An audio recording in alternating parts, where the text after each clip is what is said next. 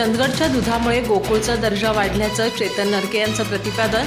तरुणांनी करिअरमध्ये झोकून देण्याची गरज. गोकुळच्या प्रगतीत चंदगड तालुक्याचं महत्त्वपूर्ण योगदान.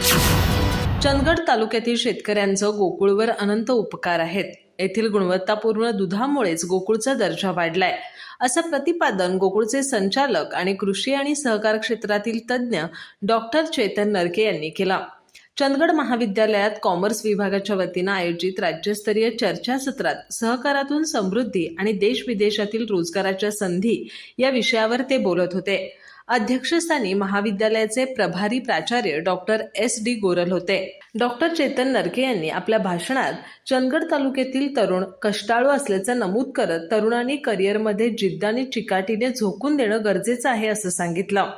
उद्योग आणि सहकार क्षेत्रात प्रगतीसाठी गुणवत्ता असलेल्या तरुणांना मोठी संधी असल्याचं त्यांनी स्पष्ट केलं.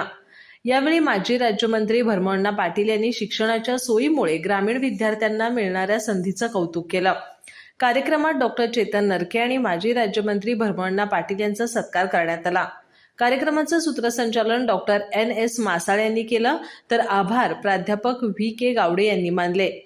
कार्यक्रमाला तालुक्यातील विविध क्षेत्रातील मान्यवर, प्राध्यापक आणि विद्यार्थी मोठ्या संख्येनं उपस्थित होते.